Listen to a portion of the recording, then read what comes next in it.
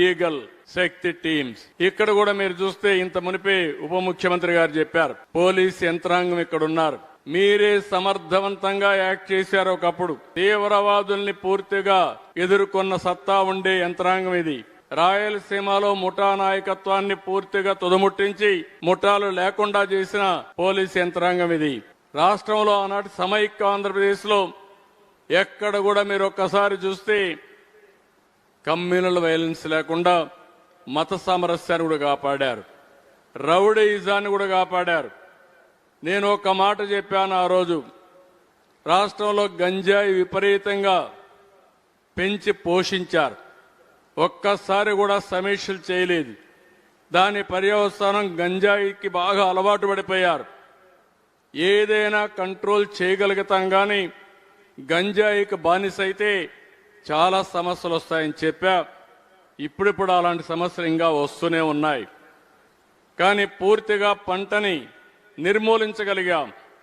ఇంకా ఒక మాట చెప్తున్నాను, ఎవడైనా సరే గంజాయి పెంచినా, గంజాయి సేవించినా, గంజాయి అమ్మినా అదే చివరి రోజు అవుతుంది. ఈ రాష్ట్రంలో ఎలాంటి పరిస్థితులు ఉపేక్షించమని మరొక్కసారి గట్టిగా హెచ్చరిస్తున్నా, అమలు చేసి చూపిస్తామని మరొక్కసారి మీ అందరినీ కోరుతున్నా. పోలీస్ యంత్రాంగం ఇక్కడే ఉన్నాం. నేను ఒకటే మిమ్మల్ని కోరుతున్నా, ఈ రాష్ట్రంలో లా అండ్ ఆర్డర్ మెయింటైన్ చేయాలి. ఆడబిడ్డలకు ప్రొటెక్షన్ ఉండి తీరాలి. ఒక్కొక్కసారి తలుచుకుంటే బాధేస్తుంది. 3 సంవత్సరాల ఆడబిడ్డల పైన లైంగిక ఏదింపులు వినడానికే అసహ్యం వేస్తుంది. అలాంటి వారికి మర్యాదగా చెప్తే వినరు. విననప్పుడు ఇనే విధంగా చేసి డెమాన్స్ట్రేటివ్గా పోతే తప్ప ఇది సాధ్యం కాదని చెప్పి కూడా నేను మీకు తెలియజేస్తున్నా. నేను రాజకీయాలను ఎక్కడా విభేదించను, విమర్శలను ఎప్పుడు కూడా తీసుకుంటాను.